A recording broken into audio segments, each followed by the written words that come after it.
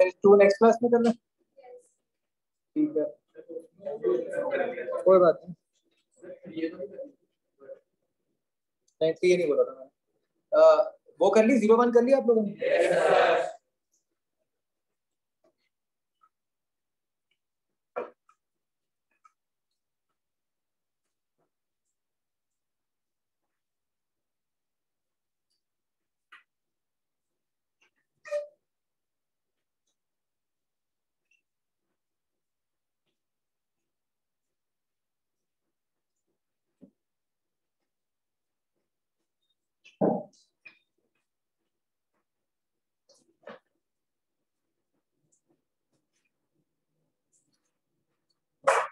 हाँ जी, एक्सरसाइज 0 बच्चों, A part, any doubt?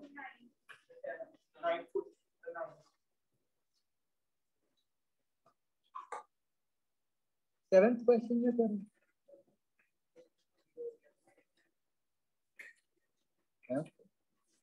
Displacement 0 कैसे हो रही है?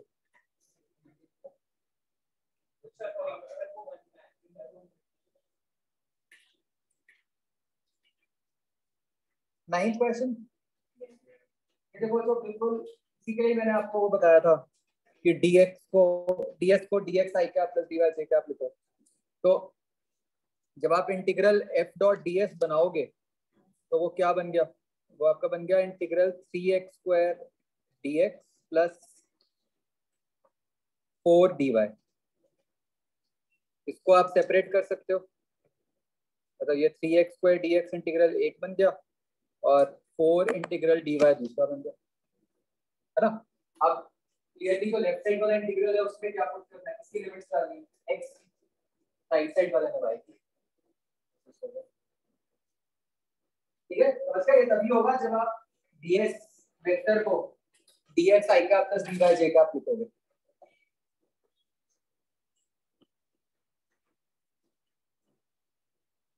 हाँ जी, एक्सरसाइज 1 ए पार्ट।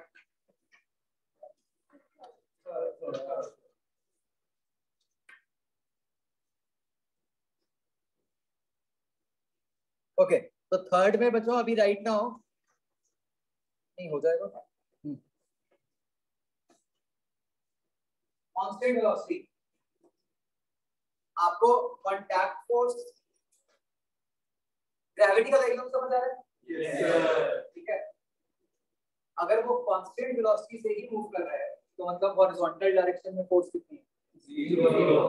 तो अगर फोर्स ही नहीं होगा तो तो 0 ही होगा, चाहे वो आप फ्रिक्शन का बोलो चाहे कांटेक्ट का बोलो। कांटेक्ट में एक्चुअली क्या होता है, रिजल्टेंट होता है नॉर्मल और फ्रिक्शन का, तो नॉर्मल का तो फिर 0 ही आना है, क्यों? परपेंडिकुलर ही हो गए। और फ्रिक्शन का भी 0 ही आएगा, क्यों? क्योंकि फ्रिक्शन लगी नहीं रही होगी इस केस में। वो क्यों? क्योंकि एक्सेलरेशन 0 है। तो catch point was constant velocity, right. अगर ये ना लिखा होता फिर हम नहीं बता सकते थे।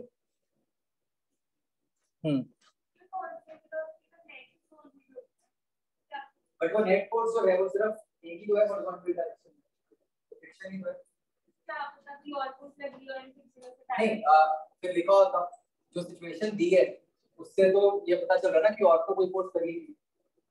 इसमें अगर हाँ ऐसे दिया होता कि हाँ कि पर्सन पे कोई फोर्स लग रही है या फिर नहीं होगा।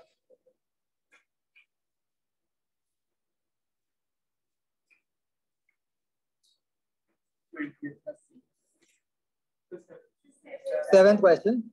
Work done against friction moving a body from A to B is 200. If the body is again brought back to A along the same path, the total work done for the trip against friction is. तो भाई बच्चों friction का work done होता है, मतलब friction क्या किसी भी फोर्स का वर्क डन क्या होता है? देखो मैं इसको आप एग्जांपल से समझाता हूँ। लेट्स से हम ऐसे माने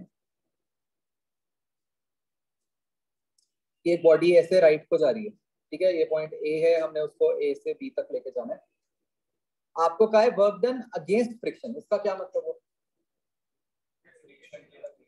मतलब कि मान लो बॉडी पे फ्रिक्शन ऐसे लग रही है लेफ्ट को, तो आपने एक्सटर्नल फोर्स का वर्क डन बताना है। मतलब ये फोर्स बेसिकली क्या कर रही है, फ्रिक्शन को ओवरकम करके बॉडी को ऐसे भी लेके जाएगा, ठीक है। एंड क्योंकि हमें कहा है कि वर्क डन अगेंस्ट फ्रिक्शन, इसका मतलब ये है कि आप जो एक्सटर्नल फोर्स लगा रहे हो वो जस्ट फ्रिक्शन के बराबर ही लगा रहे हो। वो क्यों बच्चों? हमें सब फ्रिक्शन को ओवरकम करना है। अगर हमने फ्रिक्शन को ओवरकम कर लिया तो हम बॉडी को राइट को लेके जा सकते हैं ना। मतलब हमें उसको फ्रिक्शन से जस्ट थोड़ा सा ज्यादा करना है। तो अगर फ्रिक्शन 10 है तो मैंने 10.001 भी कर दिया तो बॉडी राइट को चली जाएगी ना, राइट। तो ये बताओ इस केस में ये डिस्टेंस हम कुछ भी डी बोल देते हैं, तो वर्क डन क्या होगा हमारी एक्सटर्नल फोर्स का? मतलब ये this is work done by capital F, F के डी, एनी डाउट? ओके। अब बच्चों जब हम बॉडी को बी से ए लेके जा रहे होंगे तो फ्रिक्शन किधर को लगेगी, राइट? हमारी फोर्स को किधर को लगना पड़ेगा, लेफ्ट को। और अब हम उसको डी लेफ्ट को मूव करेंगे। अब वर्क डन कितना होगा, अगेन एफ के डी। तो टोटल क्या होगा, 2f। इसलिए हमारा टोटल आंसर क्या होगा, 400।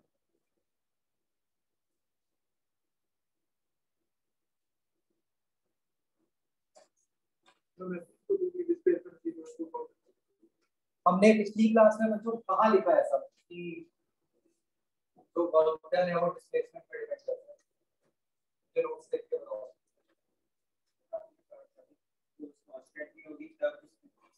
मैंने कहा था, हमने एक ही जगह लिखा था कि जब फोर्स कांस्टेंट होगी तब हम डिस्प्लेसमेंट लिख सकते हैं सीधा। याद है बच्चों? क्या यहाँ फोर्स कांस्टेंट है? क्यों नहीं है कांस्टेंट?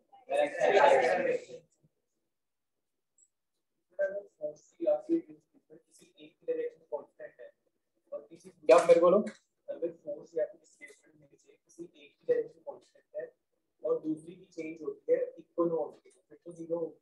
इक्वल होती है मतलब जैसे जितना राइट हो गया उतना लेफ्ट हो गया और फोर्स की डायरेक्शन सेम है फिर तो वही केस वही, अगर फोर्स की डायरेक्शन सेम है फिर तो वही चीज हो गई कि डिस्प्लेसमेंट पे डिपेंडेंट हो गया, फिर तो जीरो बन ही जाएगा। आया समझ दोस्तों? ये बहुत इंपॉर्टेंट बात है समझने वाली। ये एक्चुअली क्या होता था कि ये क्यों कंफ्यूजन होती है कि हम 9th क्लास में ऐसे याद रखते थे कॉन्फ्रेंस फोर्स एंड डिस्प्लेसमेंट, है ना। तो इसीलिए 11th में तो हमने ऐसे सीखा ही नहीं। हमने तो क्या सीखा है, इंटीग्रल एफ डॉट डी बस।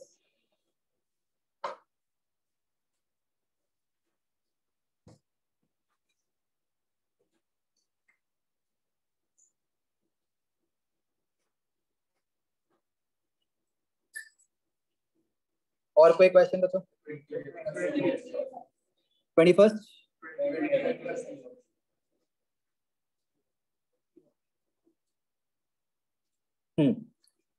at the highest position work done by gravity is not enough।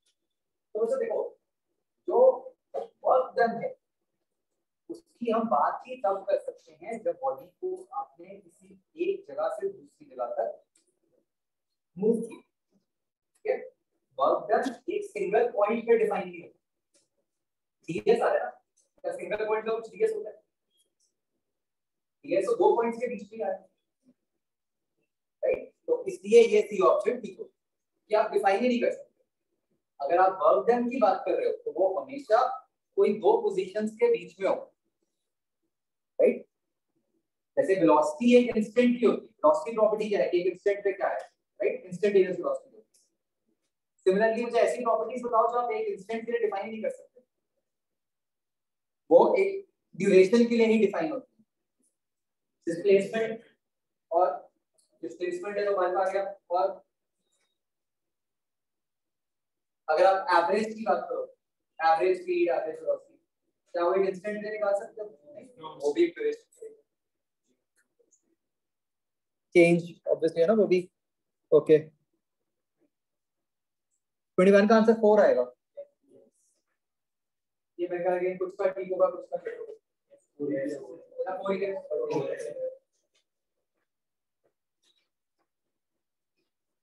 और कोई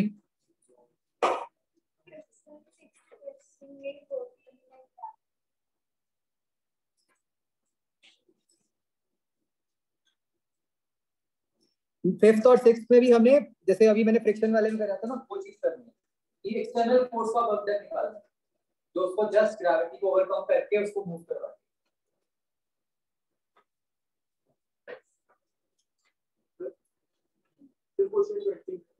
अगर हमें ये प्रॉपर्टी वर्क डन तो ये क्लियर है तो वो नहीं वो तो होगा कुछ ना कुछ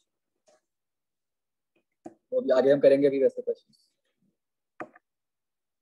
हाँ बच्चों ये सी पॉइंट सबको समझ आ गया। आगे बढ़े। वो जो पुली वाला क्वेश्चन हम कर रहे थे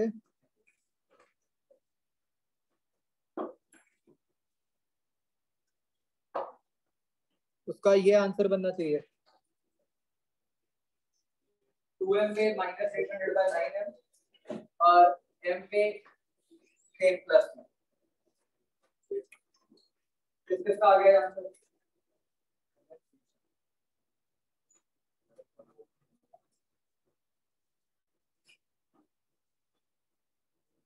ठीक है और हम अगर हम देखें तो ऐसा निकला है बच्चों कि वर्क डन बाय टेंशन 0 निकला है। इसका आपको लॉजिक सोच सकते हो मतलब विदाउट सॉल्विंग हम कैसे करेंगे कि वर्क डन बाय टेंशन 0 आना चाहिए।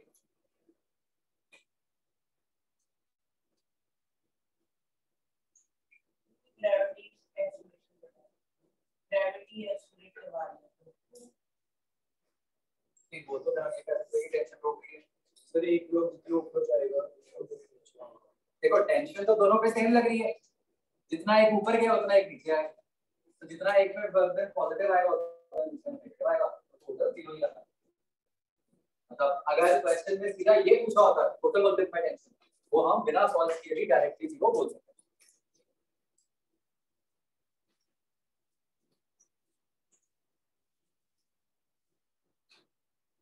ये बात समझ आ गई।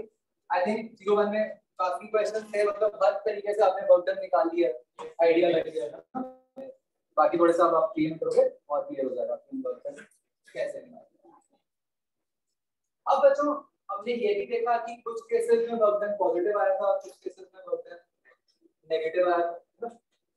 तो लास्ट क्लास से आपको ये भी याद होगा कि हमने कैसे बोला था कि वर्क डन का मतलब क्या होता है एनर्जी देना है ना कि फोर्स का काम क्या है बॉडी को एनर्जी देना। ठीक है तो उसी सेंस में बच्चों हम ये समझ लेंगे कि भाई जो वर्क डन थे हमने देखा कुछ में पॉजिटिव भी आ रहा था जैसे यही वाले क्वेश्चन में कुछ में नेगेटिव था राइट।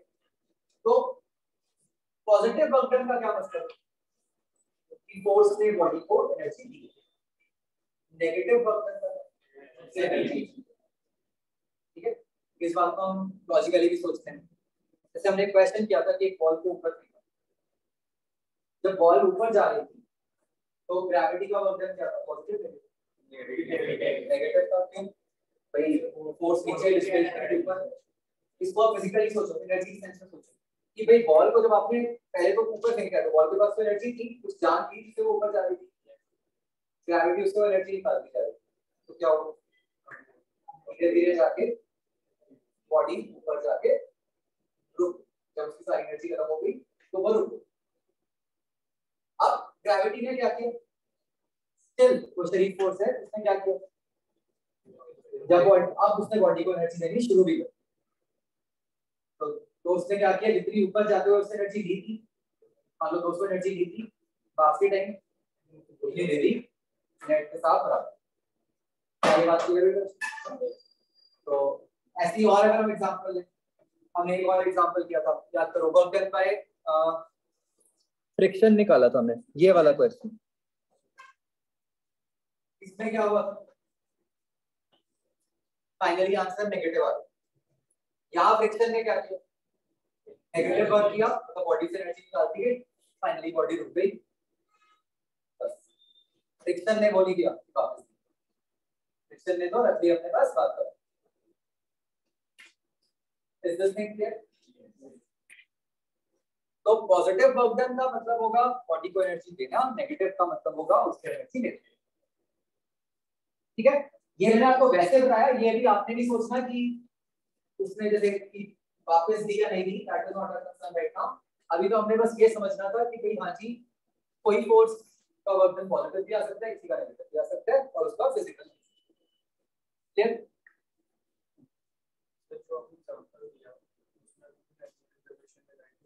अभी नहीं लगाएंगे,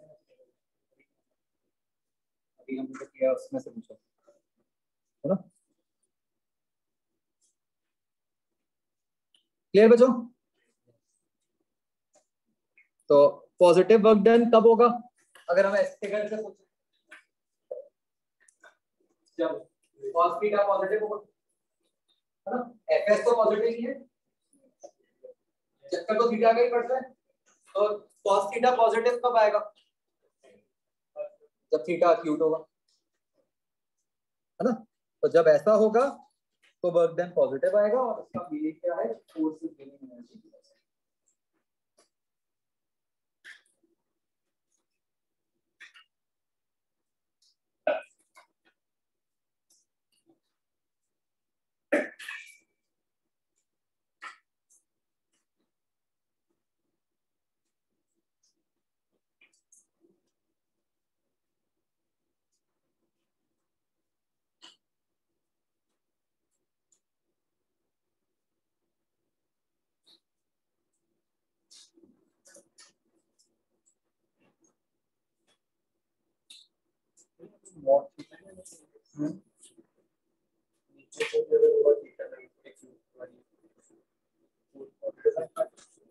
हमने तो 4 वेक्टर्स के बीच में आंसर लिखा।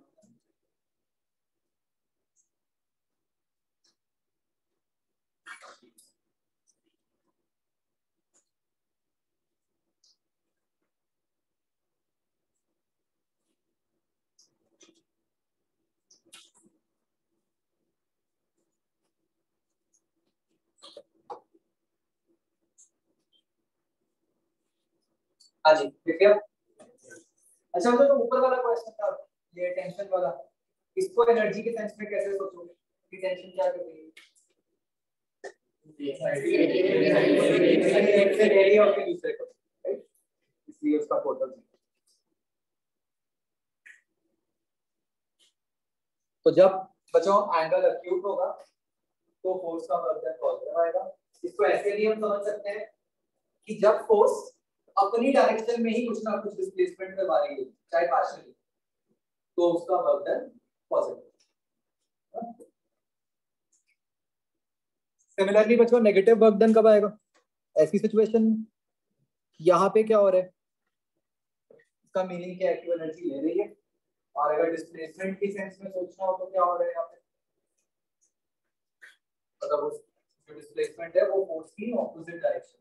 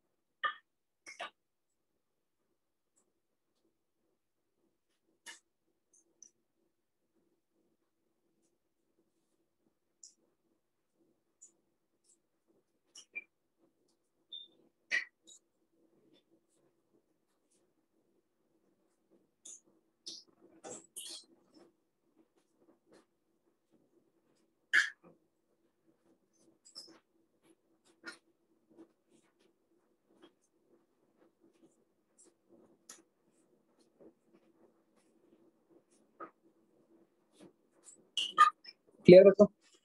तीसरा केस बनता है बच्चों जब जीरो वर्क किया जाए, ये कब आएगा?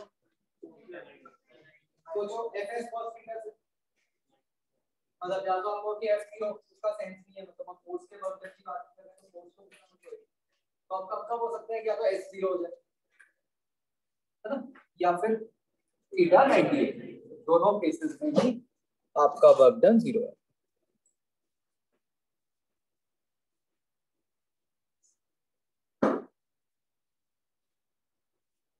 उसको बजाय S0 नहीं लिखते, DS0 लिखते हैं। S0 तो फिर वही चक्कर पड़ जाएगा ना, तो आप वही फ्रिक्शन वाला क्वेश्चन क्या दो।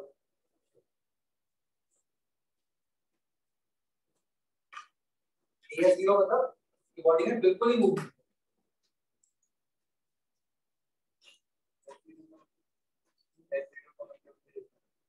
ना। S0 का मतलब ये टोटल डिस्प्लेसमेंट जाके वापस आ जाए, हम उस केस की बात नहीं कर रहे। वो तो कब लगेगा सर, अभी हमने पढ़ा कांस्टेंट फोर्स से लिखा।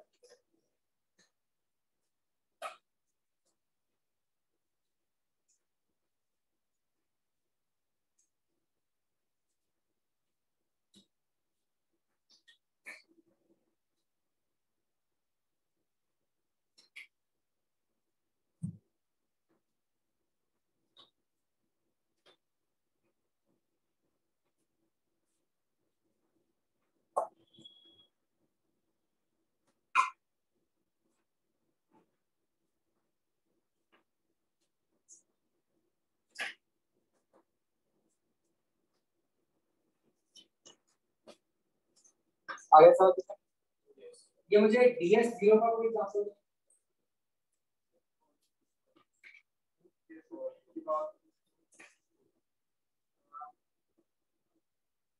कोई और दो, मैं दीवार का रीजन बताता हूँ वो गलत है, कोई और दो।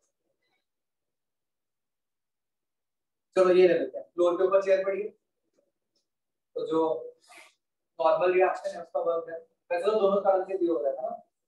एक कारण तो ये है कि थीटा 90 होगा और एक कारण ये भी है कि अगर मतलब ऐसे कहें कि अगर मैं चेयर को दबा रहा हूँ लेट्स से, तो नॉर्मल रिएक्शन का वर्क 0 है। क्यों? क्योंकि जो नॉर्मल है वो तो है, लेकिन क्या वर्टिकल डायरेक्शन में कोई डिस्प्लेसमेंट हो रही है?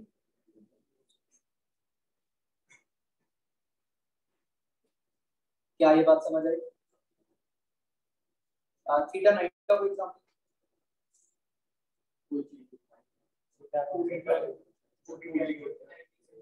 तो हमने अभी हमने किए थे एक्सरसाइज मान में थे कि अगर एक बॉडी राइट को जा रही है तो उसके इसमें एनजी का वर्क डन या नॉर्मल रिएक्शन का वर्क डन क्यों भी क्यों? क्योंकि फोर्स और डिस्प्लेसमेंट में एंगल्स आई बात समझ। ठीक है, अब बच्चों वो दीवार वाले एग्जांपल पे वापस आते हैं, ये जस्ट फॉर योर अंडरस्टैंडिंग है, ठीक है, अभी इसको भी यूज नहीं करना। आपने एकदम कहा था कि दीवार वाले केस में वर्क डन 0 है, ठीक है। Now let me confuse you a bit. मान लो मैं आपको कहूं कि ऐसे दीवार को दबाओ और दिन में 1000 बार आपने ऐसे ही करना, इसको दबाना है दबाना है दबाना है, तो क्या आप सकोगे? Okay obviously. तो फिर आपको जो आपने कहा कि कोई गलत है तो सर्किट इंग्लिश वाला नहीं, फिजिक्स वाला भी करते हैं। अगर हम लेके आए तो आपकी एनर्जी तो जा रही है सर, हमारी जब हमने कोई एनर्जी की उसके कारण जो चेंज आ रहा है उसको बैलेंस करते हैं।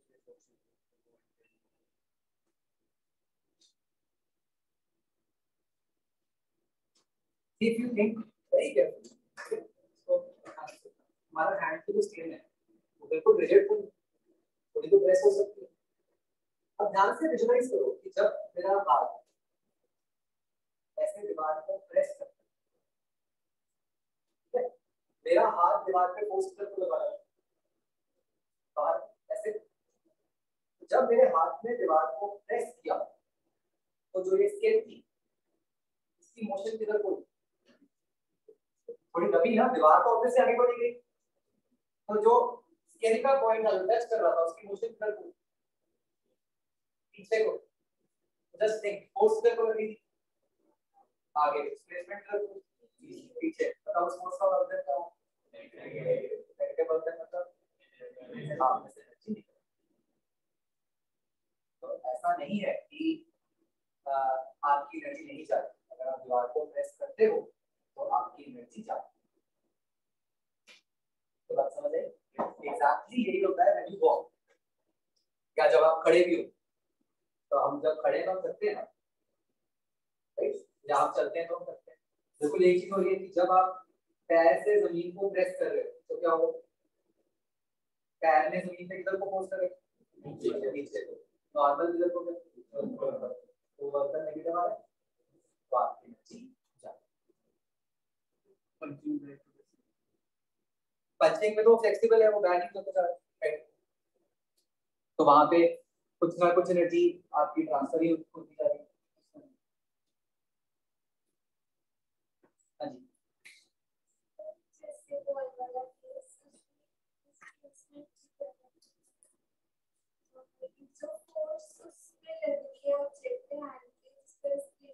उसकी बात नहीं कर रहे, हम इसकी बात कर रहे हैं जो हैंड फोर्स लगा रहा है।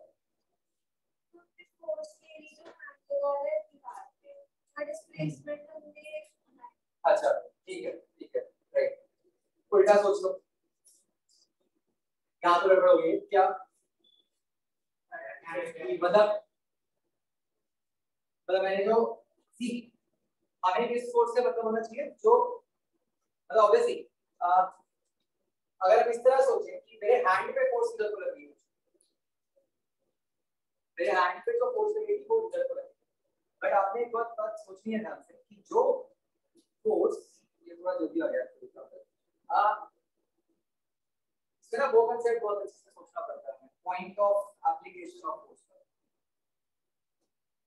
कि फोर्स जिस पॉइंट पे लग रही है वो किधर को जा रहा है, एक बार सोचो ध्यान से।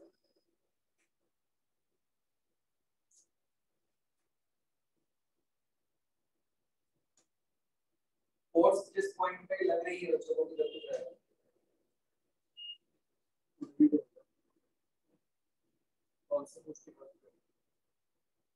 मतलब अगर हमें इंटरेस्टेड इन वही कि दीवार ने हमारे ऊपर जो वर्क किया वो पॉजिटिव है या नेगेटिव, हमें तो उससे फर्क पड़ेगा ना कि हम तक रहेंगे, राइट?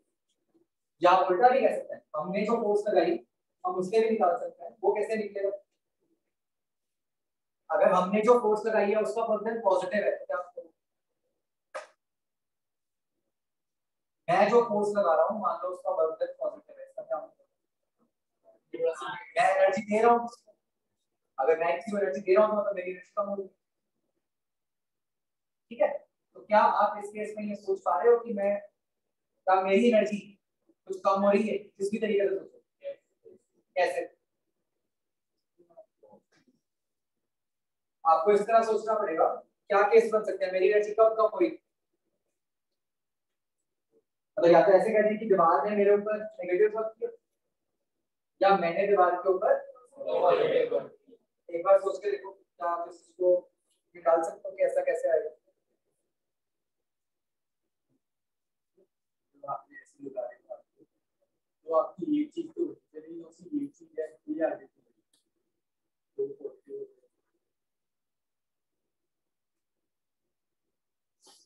ठीक है, जब हम प्रेस करते हैं तो क्या हो रहा है? जो पॉइंट तो इसके कांटेक्ट में था वो तो वही रहा, जो उसके जस्ट पीछे वाले पॉइंट से, इसको मतलब प्रेस करके विजुअलाइज दिस। तो जो स्प्रिंग है, मैं एक स्प्रिंग से इस दीवार को प्रेस कर रहा हूं, क्या होगा? स्प्रिंग का एक एंड तो फिक्स हो गया, दूसरा एंड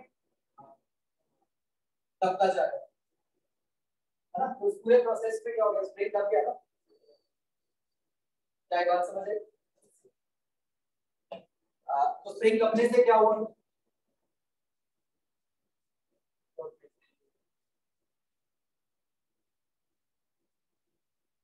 अभी वो कर रहा है स्प्रिंग के, कोई भी थोड़ा जल्दी आ गया, कोई बात नहीं, मतलब चलो फॉर द टाइमिंग बस ये समझो, दीवार वाला एग्जांपल हम नहीं लेंगे, बट आपको वैसे क्लियर हो गया कहां पॉजिटिव कहां नेगेटिव कहां नेगेटिव, ठीक है? ये थोड़ा सा और पढ़ ले फिर समझ आ जाएगा। दो तीन चीजें इन्वॉल्व हो रही है, एक तो एक्चुअली इंटरनल फोर्सेस आएंगी यहाँ पे, और एक वो स्प्रिंग वाला कंसेप्ट है, स्प्रिंग के अंदर टेंशन एनर्जी स्टोर होती है, तो वो भी पढ़ना है हमें। हाँ जी, क्लियर बच्चों सो फार? ओके, तो अब नेक्स्ट बच्चों हम बात करेंगे वर्क एनर्जी थ्योरी। इसके लिए अभी तक हम ये तो समझ गए हैं कि वर्क और एनर्जी का आपस में रिलेशन है, ठीक है? अब हम उसको बिल्कुल मैथमेटिकली प्रॉपर फॉर्मुलेट कर लेंगे। और यहाँ पे बच्चों हम, जैसे मैं आपको बता रहा था कि हम न्यूटन सेकंड लॉ को ही मैनिपुलेट करते हैं थ्योरम में। ये थ्योरम है लॉ नहीं, तो दिस इज मैनिपुलेट। तो बच्चों we start with Newton second law, F equal to mx।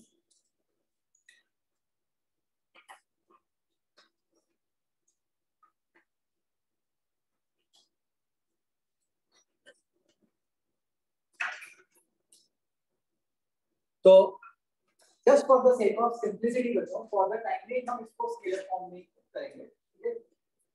Vector में हमने जो आगे वाले स्टेप्स करने हैं वो करने हैं, ठीक है। तो हम इसको स्केलर में ही करके ये मान लेंगे कि हाँ भाई वेक्टर में भी सेम है। तो ओनली रीजन इज कि वो मैथमेटिकली कॉम्प्लेक्स होगा, ठीक है, और कोई चक्कर नहीं। तो F इक्वल टू एम में ए को क्या पुट करेंगे बच्चों, v dv by dx। याद करो जब हमने इंपल्स मोमेंटम थ्योरम बनाई थी तब क्या किया, तब हमने a को dv by dt लिखा था। तो मैं आपको तो बोला भी था कि a को v dv by dx पे लिख सकते हैं, वो बस कभी करें।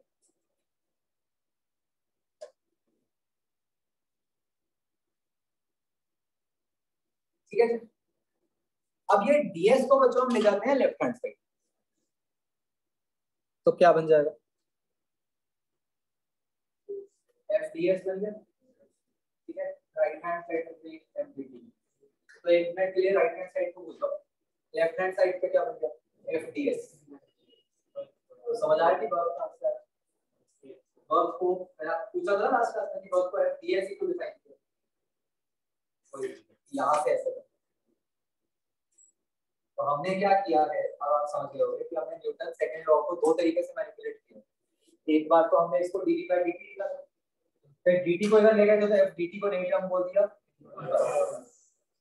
जब ds को उधर ले गए तो f ds को नया टर्म बोल दिया। राइट हैंड साइड पे क्या बन रहा है, mv dv। तो हमारे पास ये बनता है, जो ds को उधर ले गए तो डॉट ऑफ क्रॉस हमने अपने आप लिखा है। वो वही कह रहा हूं कि वो वाली मैथ्स में हम नहीं करते कि आइडियल तो वेक्टर्स के साथ मुझे करना चाहिए था, तो बस यही चीज हमें फिलहाल समझ नहीं आई कि यहाँ डॉट क्यों नहीं है। तो असली में तो आता है, बट इस डेरिवेशन में हम नहीं ले रहे क्योंकि हमने इसको पहले ही स्केलर में कन्वर्ट किया। हाँ जी, ये राइट हैंड साइड क्या बन गई बच्चों इंटीग्रेट करके, इज देयर समथिंग फेमिलियर, क्या होता है, ओके। अब बच्चों फिर से समझो, हम ऐसे बोलते हैं कि kinetic energy half mv square, असली में उल्टा है। यहाँ पे हाफ mv स्क्वायर आया, उसको हमने काइनेटिक एनर्जी डिफाइन कर, ये सारा कुछ मैनमेड चल रहा है, राइट। हमने ये किया, ऐसी टर्म्स बन रही थी, तो हमने उसके हिसाब से क्या कहा कि लेफ्ट हैंड साइड को वर्क डन बोल दो, राइट हैंड साइड को क्या बोल दो, काइनेटिक। हाँ, जैसे मैंने आपको बोला था कि हमें वेक्टर में तो समझ नहीं आया था, वेक्टर में क्या हो जाता है, बस यहाँ डॉट है,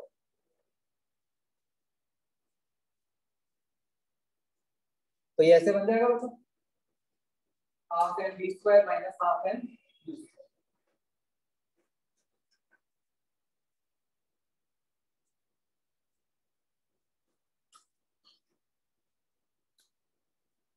बच्चों फिर से मैंने क्यों ऐसा किया है कि बीच में तो स्केलर लिख दिया फिर वेक्टर लिख दिया, just to avoid the maths, right.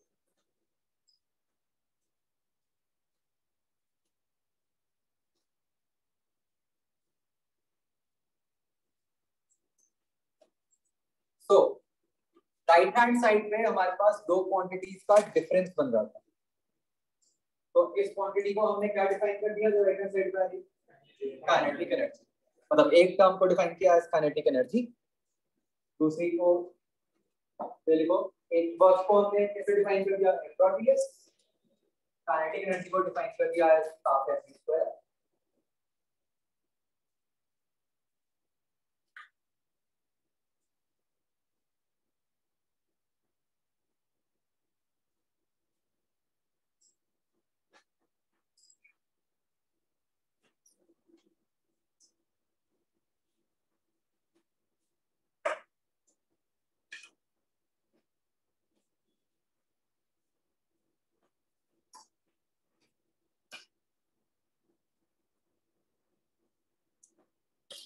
फिर हमारी थ्योरम क्या बन गई बच्चों?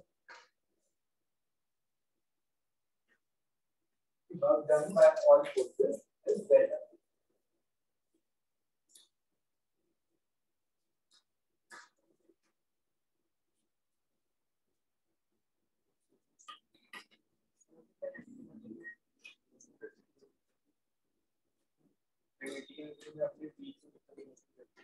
V स्क्वायर में तो बचेगा नहीं, वो V डॉट V होता है, तो V स्क्वायर ही बनता है। मतलब यहाँ पे वो जब असली में करता है V डॉट V मतलब V स्क्वायर ही बनता है।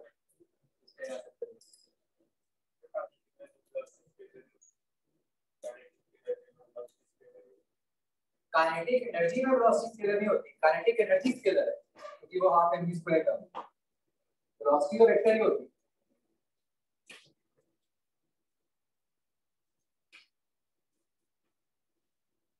क्या ये बात समझ आई मुझे? तो this is a manipulation of Newton second law, ठीक है। और इसमें अच्छी बात ये है बच्चों कि ये स्केलर मैनिपुलेशन है।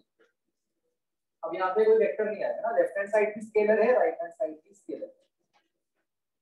मैं बच्चों फिर से आपको समझाना चाह रहा हूँ, एम्फसाइज करना चाह रहा हूँ कि आप समझ रहे हो ये सारा कुछ मैनमेड है।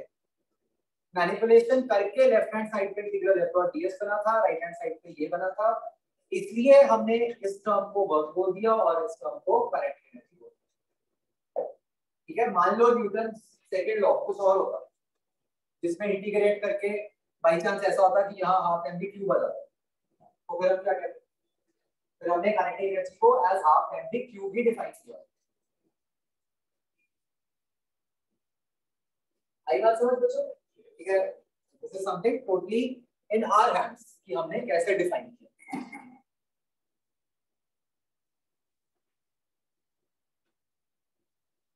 Clear to all? क्या अब बच्चों इससे वो समझ आता है जो एक क्वेश्चन था जिसमें जो हमने पिछली ऐसे किया था, एक लंबा सा क्वेश्चन जिसमें वो एस दिया हुआ था आपको केडी क्यूब कि जिसमें आपको बताता है ना कि डेल्टा के से निकाल लो, it was because of this. आ रही है बात समझ?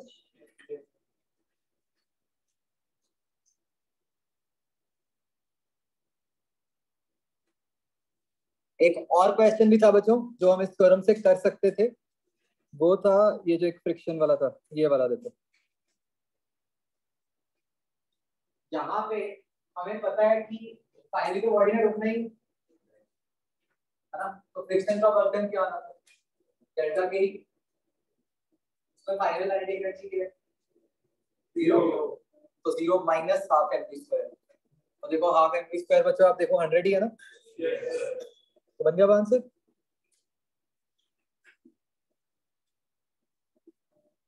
हो गया बच्चों क्लियर सबको?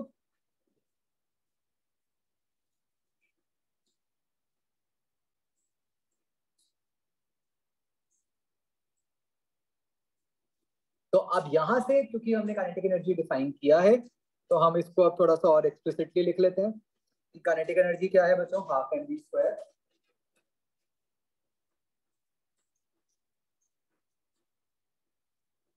प्रॉपर्टीज लिख लेते हैं।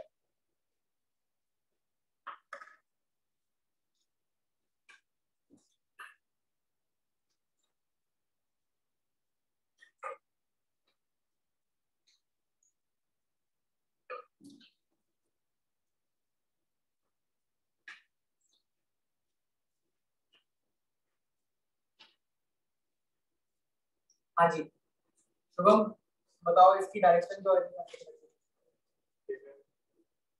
स्केलर है, right? It has no direction.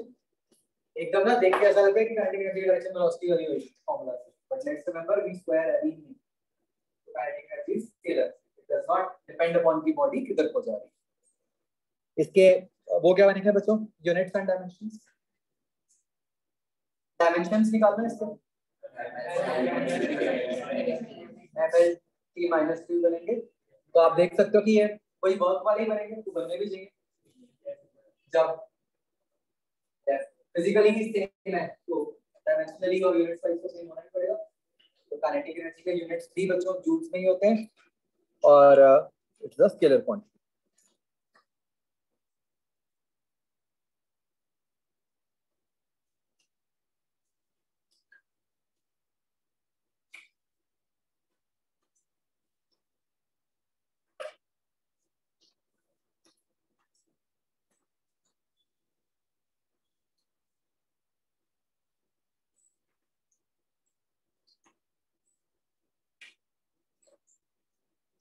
अच्छा तो अगर आपके पास वेलोसिटी वेक्टर फॉर्म में लेट्स से 2i का प्लस 3 लिखा तो आप काइनेटिक एनर्जी कैसे निकालोगे?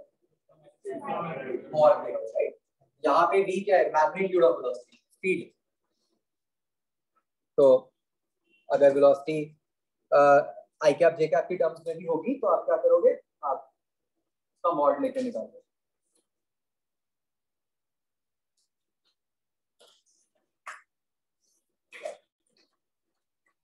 yes होगा।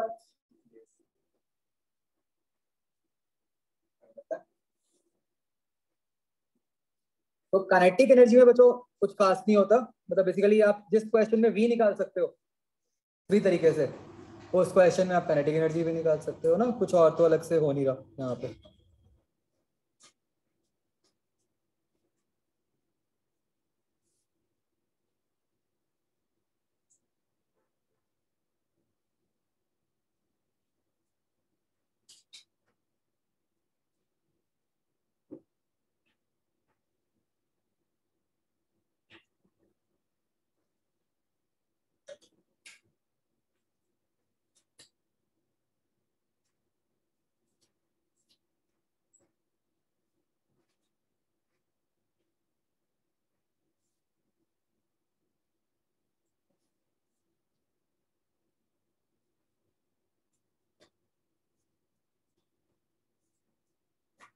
ओके तो ये बच्चों फिलहाल हमने वर्क एनर्जी थ्योरम डिफाइन कर दी है।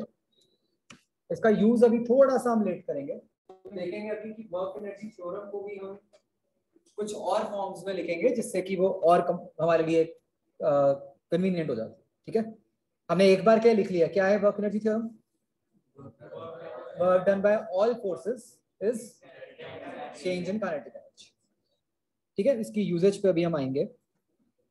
एक बच्चों आपको ख्याल होगा जब हम फोर्स पढ़ रहे थे, फोर्स की प्रॉपर्टीज, तो हमने एक पॉइंट लिखा था, उसको समझा नहीं था कि कंजर्वेटिव नॉन कंजर्वेटिव।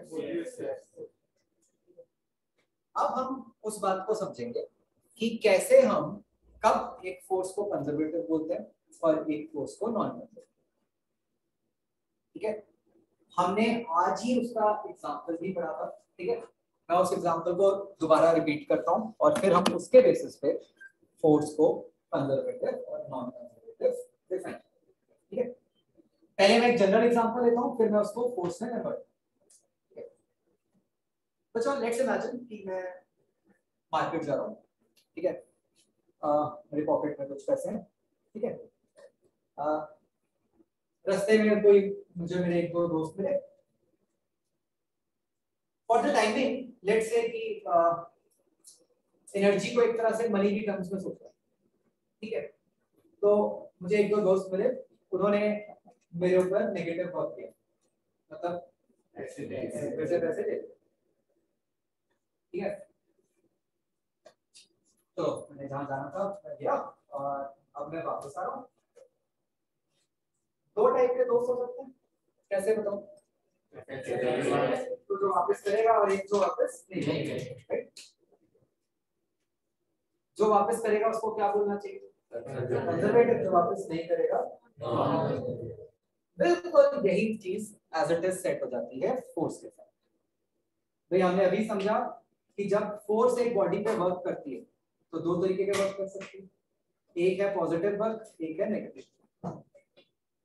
पॉजिटिव की तो बात ही छोड़ दो, हटा दो उसको, हमें तो मतलब है नेगेटिव वर्क से। क्यों? कि हमें तो ये देखना है कि जब फोर्स ने एनर्जी ली तब उसने उसके साथ क्या, जब एनर्जी दी तब तो चलो बढ़िया, कुछ कोई चक्कर नहीं, हमें सोचना ही उसका है। हमें तो ये सोचना है कि जब फोर्स ने एनर्जी एक बॉडी से ले ली तो उसने क्या किया। तो again there can be two scenarios. One scenario कि फोर्स ने जो एनर्जी ली थी उसने उसको अपने पास एक बैग में संभाल के रखा हुआ है, आप जरूरत पड़ने पर उससे वो एनर्जी वापस ले सकते। सेकेंड केस, उस फोर्स के पास कोई बैग नहीं, वो तो एनर्जी लेगी और उस एनर्जी को उड़ा, ठीक है, उसने अपने पास संभाल के रखी ही नहीं, तो क्या होगा? तो ऑब्वियसली आप उससे कभी वो एनर्जी वापस ले ही नहीं सकते। आई बात समझ? इसी हिसाब से हमने नाम दिए हुए हैं conservative force and non conservative. तो कंजर्वेटिव फोर्स तो क्या करेगी, वो एक बॉडी से एनर्जी लेगी और उस एनर्जी को कंजर्व करेगी, अपने पास संभाल के रखेगी, तो आप उससे वो एनर्जी वापस ले सकते। Whereas जो एक नॉन कंजर्वेटिव फोर्स है वो क्या करेगी, वो एनर्जी लेगी और क्या करेगी, उसको उड़ा देगी। ऐसे नहीं कहना अपने पास रखी और वापस नहीं की, अपने कहना ही ये है कि उसने उड़ा दी। क्यों, जब उड़ाई दी तो ऑप्शन ही नहीं है वापस। आई बात समझ, ठीक है। इसी बात का हमने आज एग्जांपल दिया। हमने कहा जब एक बॉल को ऊपर निकाला तो ग्रेविटी ने उसमें से क्या किया, उससे एनर्जी। अब जब कोई बॉल नीचे आ रही है वापस, इससे क्या लग रहा है कि ग्रेविटी कैसे। फिर हमने एग्जांपल लिया जो आज ही अभी अभी मैं बोल रहा था, फ्रिक्शन पर, जिसका वो -100 आंसर था। वहां फ्रिक्शन में बॉडी से एनर्जी लेके उड़ा दी तो क्या हुआ, कुछ देर में ब्लॉक आगे जाके रुक गया। अब ब्लॉक के पास वो एनर्जी तो वापस नहीं आ सकती जो उड़ गई, ठीक है। तो इसलिए ऐसा है कि ब्लॉक वहां रुक गया। यहाँ पे ऐसा नहीं हुआ कि ब्लॉक वापस चला गया उसी स्पीड से, जो कि ग्रेविटी में हो रहा। क्या ये बात समझ आ गई कुछ? तो क्या डेफिनेशन हो गई? सबसे पहले आपको ये बात समझ आती है कि कंजर्वेटिव नॉन कंजर्वेटिव का रोल आएगा ही तब जब एक फोर्स नेगेटिव वर्क करती है, पॉजिटिव से तो कुछ उसका लिंक ही नहीं। तो भाई जब एक फोर्स नेगेटिव वर्क करती है तो there can be two cases, इधर जो उसने एनर्जी निकाली उसने उसको स्टोर कर लिया, दूसरा उसने उसको उड़ा दिया। स्टोर कर लिया तो वो कैसी फोर्स हुई, कंजर्वेटिव, नहीं स्टोर किया तो नॉन। Simple, right. इसको हम लिखते हैं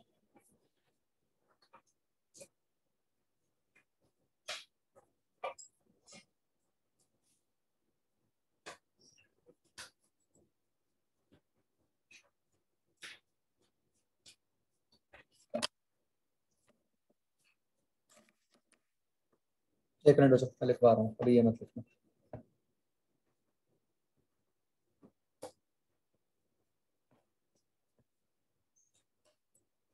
तो हेडिंग दे दो कंजर्वेटिव नॉन कंजर्वेटिव फोर्सेस।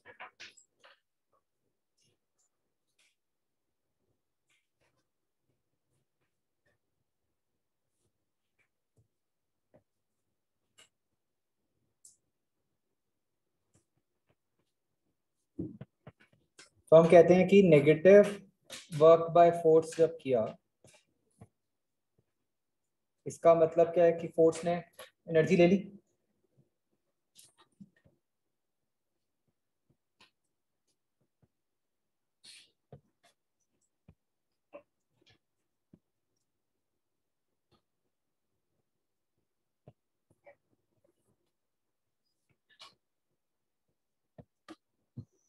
तो now there can be two cases.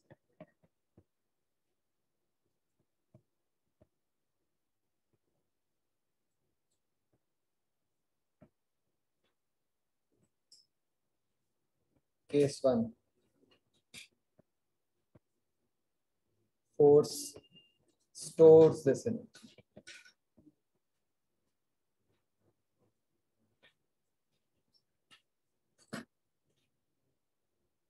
ये कौन सी एनर्जी है बच्चों, जो उसने निकाली थी उससे, ना? इसको ऐसे लिखो, force stores this extracted energy.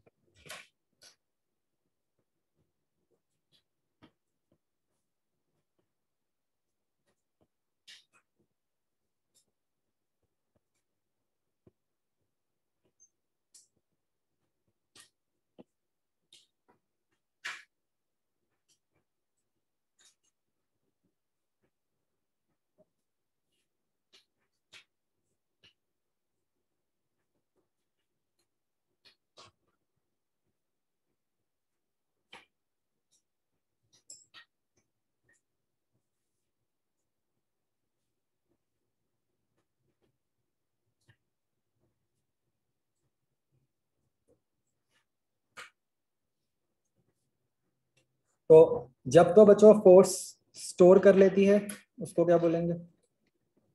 Conservative, और जब लूज कर देगी तो उसको हम बोलेंगे नॉन।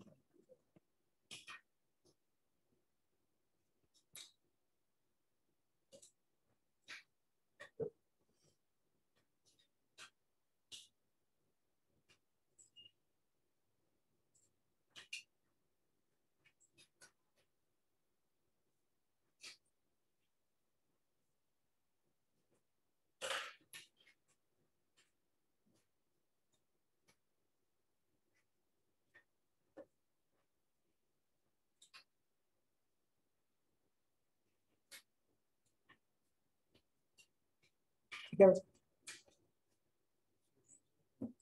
स्टोर का मतलब ये है कि जब उसने एक एनर्जी ली है तो वो एनर्जी फोर्स को वापस देने की कैपेसिटी है। हाँ, चाहे वो किसी और बॉडी पे दे। हाँ, ये जरूरी नहीं है, इसलिए हमने सिर्फ ये लिखा है कि स्टोर। ये भी जरूरी नहीं है कि वो उसी को वापस करे, किसी और को भी कर सकती है। पॉइंट है कि आप कर सकते।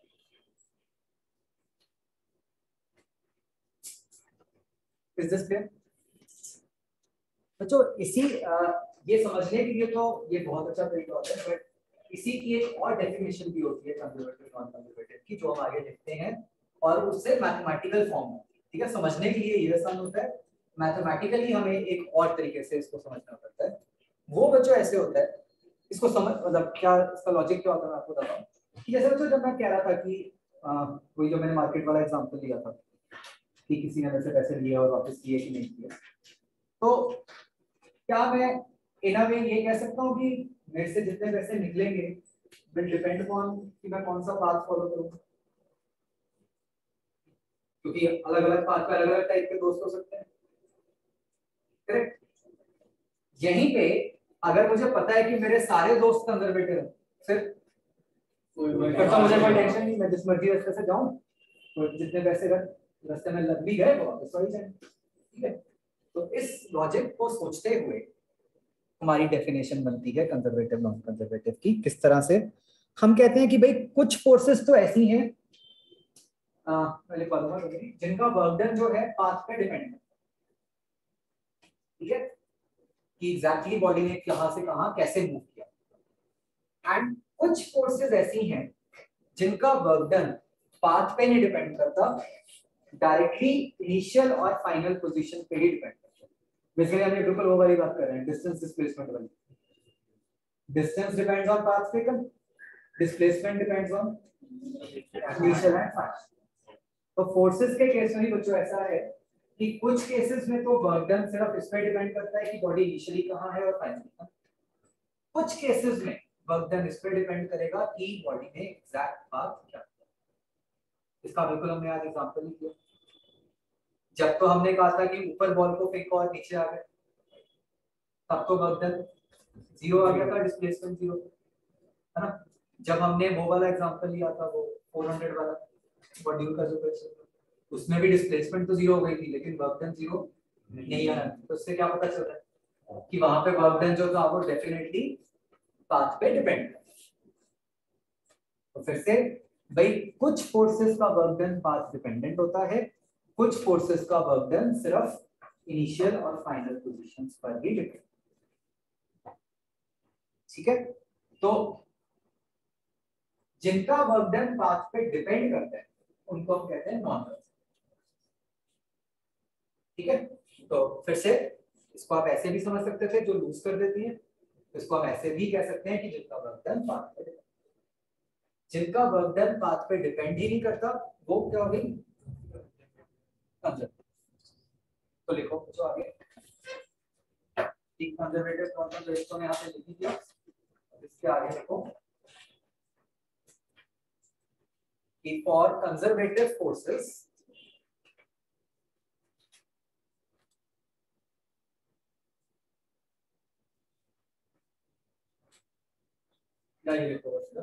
conservative forces are those whose work does not depend on path.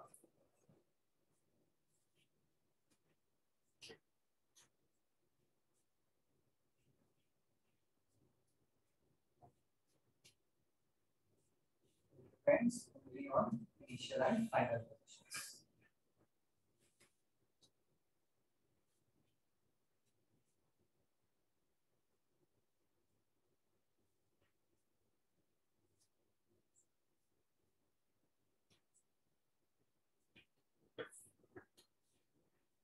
Non conservative force में एनर्जी लूज की, तो वो एनर्जी किसी और बॉडी में नहीं करेगी। कोई नहीं, हाँ मतलब कहीं ना कहीं तो गई है वो, तो मतलब वो भी एक तरह से नहीं ये जो आपने बोला ये तो वो वाली बात हो गई कि हम एक तरफ कहते हैं कि हमारे यहाँ है ना कंजर्व एनर्जी, और फिर हम ये भी कहते हैं कि एनर्जी तो कंजर्व होती है, व्हाई डू वी से कि सेव एनर्जी? क्या बताओ इसका क्या लॉजिक है? Useful form. तो ये जो नॉन कंजर्वेटिव फोर्स है वो क्या करती है, एनर्जी को नॉन यूजफुल फॉर्म्स में कन्वर्ट करती है, राइट? हीट से वापस ले जाती है।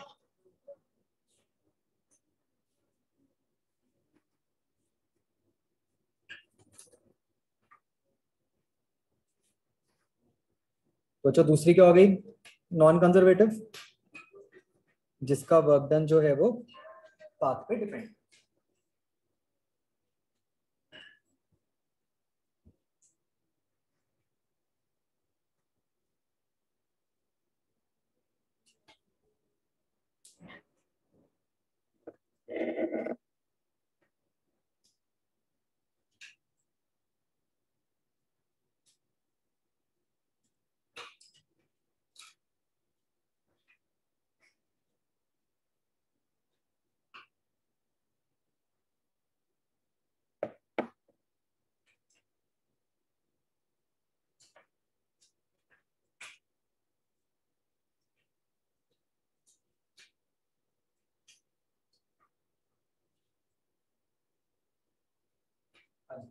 आगे समझ सकते हो डेफिनेशन, दोनों फॉर्म से समझ आ गई, जो स्टोर कर सकती है और जो ऐसे कि वर्क डन पाथ डिपेंडेंट है। ओके, अब जो हमें पता है कि वर्क डन की जो डेफिनेशन होती है वो तो यही होती है, work is integral F dot DS, ठीक है। अच्छा एक बार और ध्यान से सोचना, हम बेसिकली इंटीग्रेशन में करते क्या है? Basically now what we are trying to learn is, भाई हमें कैसे पता चलता है कि ये फोर्स कंजर्वेटिव है?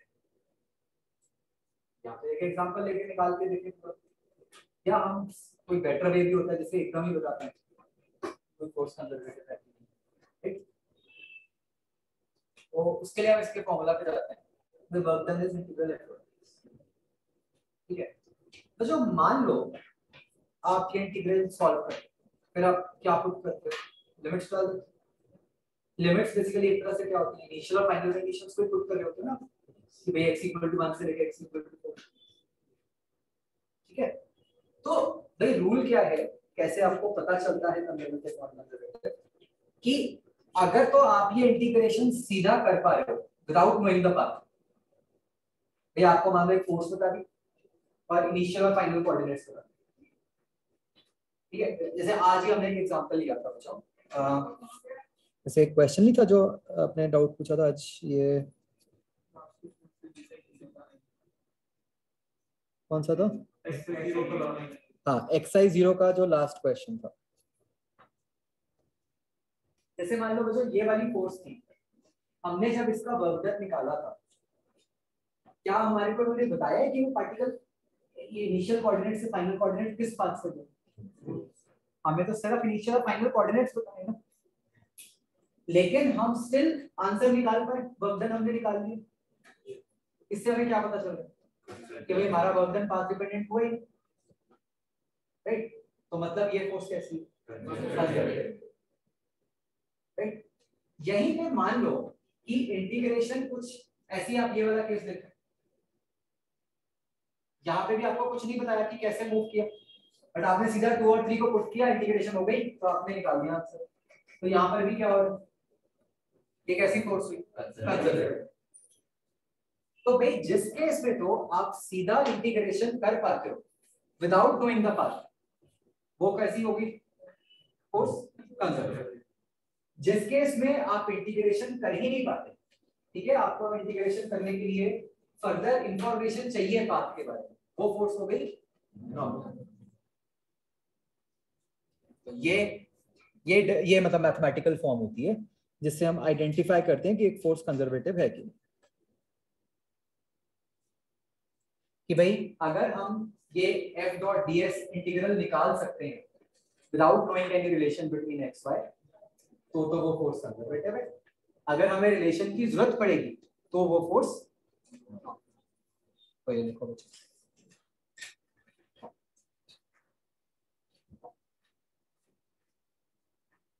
मैं 1 मिनट के लिए लाइव कर रहा हूँ।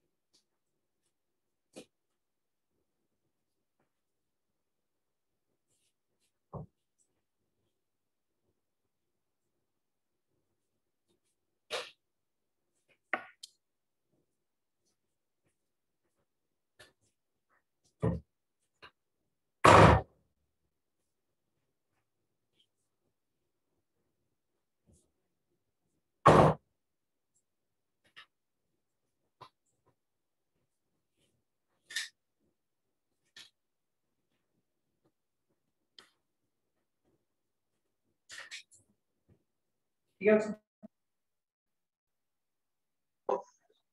हम नेक्स्ट क्लास में देखेंगे बच्चों अलग अलग मैथमेटिकल फॉर्म्स लेके कि भाई कहाँ पे, तो जैसे हमने कुछ 2 एग्जांपल्स देखे लिए कि कहाँ कंजर्वेटिव आ गया, और हम ऐसे आगे देखेंगे कि कहाँ कहाँ पे नॉन कंजर्वेटिव आता है। तो अभी वो जो आपका ना फीडबैक होना है, तो हम अभी आगे और नहीं पढ़ रहे। होमवर्क क्या है आपका बताओ? एक तो एक्सरसाइज 2 जो थी आपकी बची हुई, और 0, 1, 3A का आपने A और B पार्ट कंप्लीट करना। ओके, तो we will be meeting on Monday. क्या ये कर लो पहले, मैं तो क्या है, मेरे को तो लिखना ही है, मैं लिख देता हूँ, करना तो तुम्हें पड़ेगा। ये कर लो, ठीक है, धीरे धीरे वो भी कर लेंगे। चलो ठीक है।